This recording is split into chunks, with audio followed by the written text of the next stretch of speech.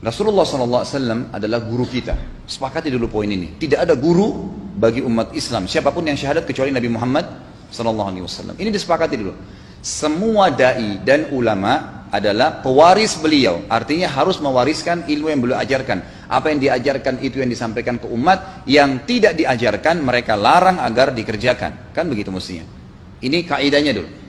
Masalah kasus ada orang imam pimpin doa setelah sholat. Jangan dibahas doanya. Doa adalah ibadah. Tapi begini, sebelum Anda kerjakan satu ibadah, tanya. Saya mau ziarah kubur. Jangan ziarah kubur sebelum Anda tanya. Bagaimana Rasulullah SAW ziarah kubur? Agar jangan Anda buat-buat ziarah kubur itu. Adanya orang taruh kembang di kuburan, siram air, buat batu nisan, pasang lampu, baca zikir-zikir di sana. Karena dia mau ziarah kubur semaunya sendiri. Tidak bisa. Anda muslim, punya kiai, punya Rasulullah SAW, suri tauladan kita, uswatun hasanah. Tanya Rasulullah ziarah kubur bagaimana? Rasulullah SAW dalam hadis Bukhari menziarahi kubur Baqi. Datang, memberikan salam, mendoakan mereka, pulang. Nggak ada lagi yang lain. Nggak pernah Nabi SAW bawa kembang, siram kuburan karena sudah kering. Padahal Madinah panas 50 derajat, pecah-pecah tanahnya. Ada istilah di Indonesia kalau tanahnya pecah, kesian lagi diazab di bawah, kasih air. Kasih kembang biar wangi, biar ditaruh kembang yang paling mahal. Kalau dia ahli maksiat tetap disiksa di bawah gitu kan. Jadi nggak bisa itu patokannya. Mau sholat, jangan pernah sholat dulu. Tanya Rasulullah sholat bagaimana, belajar 5 menit bisa. Oh rukunya begini, sujudnya begini, sama. Baru Allah terima. Tujuan Nabi SAW diutus untuk apa? Untuk dicontohi, diciplak hidupnya. Cara makannya, cara tidurnya, berpakaian, bahkan cara jalannya saja. Para sahabat contohnya, Nabi jalan begini. Bukankah ada hadis yang mengatakan sahabat berkata Rasulullah SAW kalau jalan seperti orang turun dari bukit. Mereka sampai membahasakan itu. Rasulullah pernah keluar kepada kami menyisir rambutnya dengan rapi ke arah sebelah kanan belakang. Ditunjukkan, gitu kan? Rasulullah SAW menyukai ini. Rasulullah SAW memakan dengan cara begini. Diajarkan kepada kita semua agar kita contohin. Yang jadi masalah bagi kita ini, kita selalu mau buat apa-apa yang tidak diperintahkan oleh Nabi SAW. Selalu alasannya baik. Sekarang kasus berdoa setelah sholat. Doa adalah ibadah, nggak ada masalah doa. Tapi kalau kita mau ikat antara sebuah ibadah dengan ibadah yang lain, tanya dulu, Rasulullah pernah ikat nggak? Pernah pertemukan nggak? Ziarah kubur dengan baca Quran. Ziarah kubur ibadah, baca Quran ibadah. Pernah nggak Nabi baca Quran di kuburan? Itu tanya. Nggak ada riwayat Nabi SAW pernah baca Al-Fatihah untuk orang mati atau baca di ayat Al-Quran. Datangkan dalilnya coba. Nggak ada satu hadis pun menjelaskan masalah itu. Lalu kenapa Anda buat? Oh karena saya mau buat ibadah. Baik ibadah yang Nabi ajarin. Salam doain, selesai. Jangan lebih daripada itu. Masa Anda lebih pintar dari Nabi Muhammad SAW?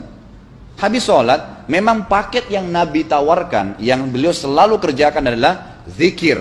Setelah sholat, dengan zikir sholat yang sudah masyhur, istighfar, kemudian baca Allahumma antas salam, sampai membaca ayat kursi, al-ikhlas, al-falaq, an-nas, baca subhanallah, alhamdulillah, Allah akbar 33 kali, sampai terakhir baca, digenapkan la ilaha illallah wahdahu la syarika lah. Selesai itu semua hadis Nabi SAW menjelaskan setelah sholat, Rasulullah SAW langsung berdiri. Memang beliau tidak pernah berdoa habis sholat lima waktu itu. Memang begitu. Bukan doanya yang jadi masalah, bukan. Karena Rasulullah tidak kerjakan, jadi kita tidak kerjakan. Saya tekankan dalam pengajian saya, kalau Anda punya hajat berdoa, berdoalah setelah sholat ba'diyah. Insya Allah aman. Karena sudah lepas dari paket yang Nabi tentukan. Selama Rasulullah SAW sudah mencontohkan dan memerintahkan sebuah perbuatan, ditentukan tempatnya, jumlahnya, waktunya, jangan pernah dilanggar. Habis sholat bacalah subhanallah 33, alhamdulillah 33, Allah akbar 33. Jangan Anda bilang saya bisa baca 100. Loh Rasulullah suruh 33 kok.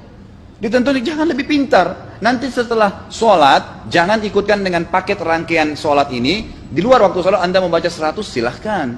Karena nggak ada penekanan di situ. Kalau ada penekanan waktu, tempat, dan jumlah, jangan dibantah. Anda pengikut Rasulullah atau bukan gitu kan? Harus jadi jelas. Yang membuat umat ini di Indonesia juga jadi masalah sekarang karena mau buat sendiri. Semaunya sendiri. Kenapa akhi, kenapa Pak Kiai, kenapa Habib, kenapa Ustadz, kenapa buat ini? Bukankah Rasulullah tidak mencontohkan? Oh nggak apa-apa, ini kan baik. Loh, kalau semua orang berkata seperti Anda, apa yang tertinggal dari agama kita? Kira-kira apa lagi yang tertinggal? Nggak ada kemurnian agama karena semua orang mau buat semaunya, gitu kan? Semaunya sendiri. Pindah rumah, baca berzanji. Apa itu berarti sejarah Nabi? Kenapa baca berzanji saudaraku? Rasulullah waktu pindah rumah pernah baca-baca gitu nggak? Nggak pernah. Kenapa dibuat?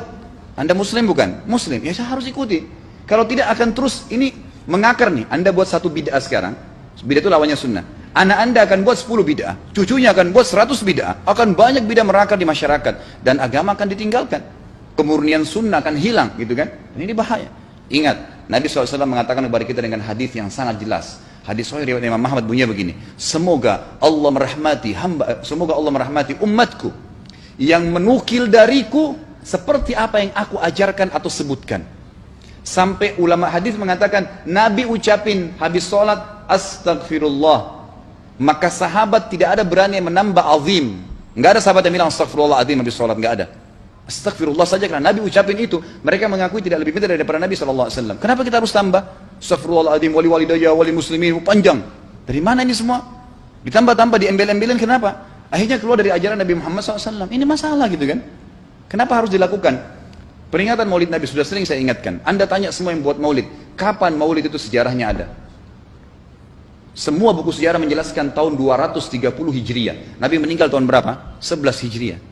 Gitu kan? 11 Hijriah. Lalu kenapa harus ada dilakukan? Dan dari mana sejarahnya? Yang membuat pertama adalah orang-orang Syiah. Sejarahnya jelas dari Fatimiyah. Semua buku sejarah sepakat mengatakan bahwasanya maulid munculnya di zaman Fatimiyah. Dinasti Fatimiyah, orang-orang Syiah di Mesir, gitu kan? Dan mereka punya 6 macam maulid yang sampai hari ini masih dikerjakan di Iran. Ada maulid Nabi SAW, Hasan, Husain, Ali, Fatimah, dan raja mereka. Sampai hari ini masih ada. Kenapa orang-orang waktu baca maulid, baca salawat sambil berdiri pegang tangannya taruh di dada? Karena keyakinan orang Syiah, ruhnya Nabi SAW sedang lewat. Anda tahu nggak itu? Banyak orang kita buat tidak tahu. Yang penting bahasa Arab ikut saja, gitu kan? Tidak bisa. Nabi SAW tidak pernah rayakan. Pernah ada yang bilang sama saya, Ustadz, kan Nabi SAW pernah bilang, waktu ditanya tentang puasa Senin, beliau mengatakan hari itulah aku dilahirkan. Terus kenapa? Berarti boleh merayakan ulang tahun di hari Senin, gitu kan? Tidak. Nabi SAW cuma menginformasikan bahwasanya beliau lahir di hari Senin. Dan beliau tidak pernah ngumpulin sahabat untuk baca bersama-sama, merayakan hari raya. Beliau tidak pernah. Kalau itu benar, Nabi nggak bakal tinggalkan kok. Ibnu Katsir rahimahullah, garis bawahi poin ini. Ibnu Katsir rahimahullah, dalam tafsir beliau, tafsir Quran Azim, dan subhanallah Ibnu Katsir ini, kata ulama, hampir semua kalangan golongan itu banyak memakai madhab, banyak memakai buku beliau, walaupun berbeda dari sisi pemahaman yang lain, tapi tafsirnya kebanyakan kembali ke tafsir beliau. Beliau mengatakan tafsir surah Al-Maidah ayat 3 yang bunyinya a'udzubillahi minasyaitonir rajim, al-yawma akmaltu lakum dinakum, hari ini saya sempurnakan agama kalian, kata Allah, ya. Wa atmamtu alaikum nikmati, saya sempurnakan nikmatku pada kalian, artinya tidak butuh yang lain. Wa raditu lakumul Islam madina, saya ridha Islam sebagai agama kalian. Kata beliau, ayat ini turun menandakan dan memastikan bahwasanya Nabi Muhammad SAW tidak meninggal dunia kecuali sudah mengajarkan semuanya, yang hitam, yang putih, yang gelap, yang terang, yang susah, yang muda, ya, semua dijelaskan. Siapa, kata beliau, yang menganggap masih ada sesuatu yang harus ditambahkan setelah Nabi SAW meninggal dan turun ayat ini, maka dia adalah ahli bid'ah. Dia orang yang membuat-buat agama. Nabi sudah ajarkan semua, selesai. Jangan ditambah, jangan dikurangin. Kita tidak lebih pintar dari Nabi SAW. Nabi nggak pernah rayakan hari lahirnya, jangan dirayain, selesai. Emang kenapa kalau kita nggak rayain? Kenapa? Tangan kita terputus? Enggak. Masih banyak ibadah yang disunnahkan gitu. Sama dengan kasus Isra dan Mi'raj. Kejadian besar dalam Islam. Tapi Anda boleh kembali kepada semua buku sirah. Saya tantang semua buku sirah Anda kembali. Insya Allah yang berpegang pada Al-Quran dan Sunnah, memang ada dasar wahyunya, maka semua akan menjelaskan. Nabi SAW setelah pulang dari Isra dan Mi'raj tidak pernah mengumpulkan sahabat-sahabat untuk merayakannya setiap tahun. Tidak pernah.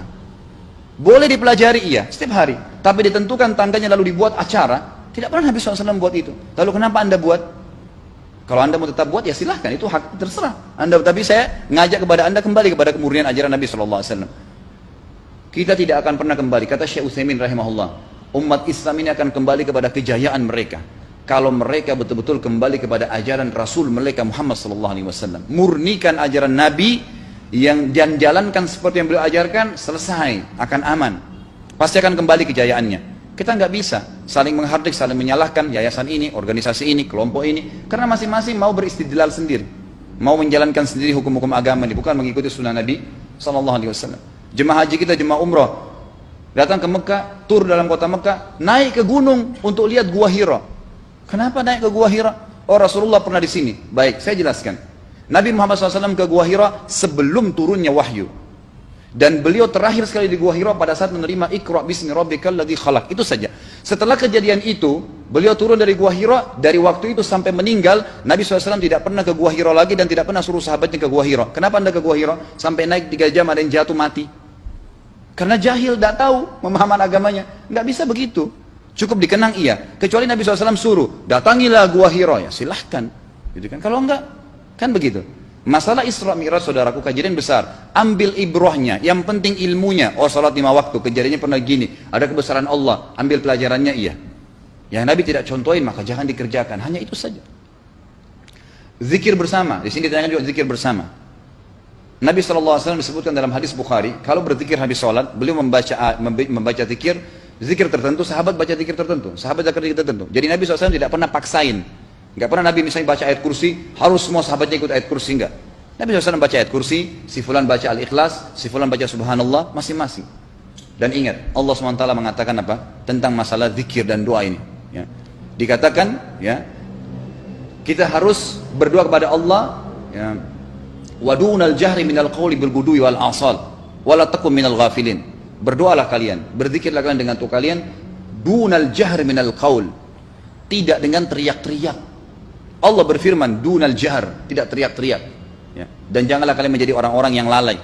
Makanya pernah ada sahabat waktu Nabi SAW berkata begini dalam hadis Bukhari juga, waktu pulang dari salah satu perjalanan, kalau kalian sedang menukik kuda, unta lagi menukik, bertakbirlah, bilang Allahu Akbar. Kalau kalian sedang menuruni sebuah lembah, bertasbihlah, bilang subhanallah. Ada satu sahabat Badui, orang dari padang pasir, semangat dia jalankan sunnah Nabi. Waktu kudanya lagi naik, Allahu Akbar, dengan suara keras dia teriak. Jalankan sunnah kan? Tapi teriak ya. Apa yang terjadi? Nabi SAW panggil, dia ditepuk pundaknya, Nabi mengatakan, pelankan suaramu. Zat yang sedang kau panggil tidak tuli. Allahu Akbar, cukup. Ada apa? Kecuali di medan perang lain nakutin musuh, gitu kan? Untuk apa takutin kuda sendiri? Nggak perlu, gitu kan? Jadi mengikuti sunnah Nabi dengan ilmu yang benar itu akan membawakan ketenangan hidup. Yang buat kacau kita ini jadi kacau karena mau membumbu-bumbui macam-macam ditambah-tambah.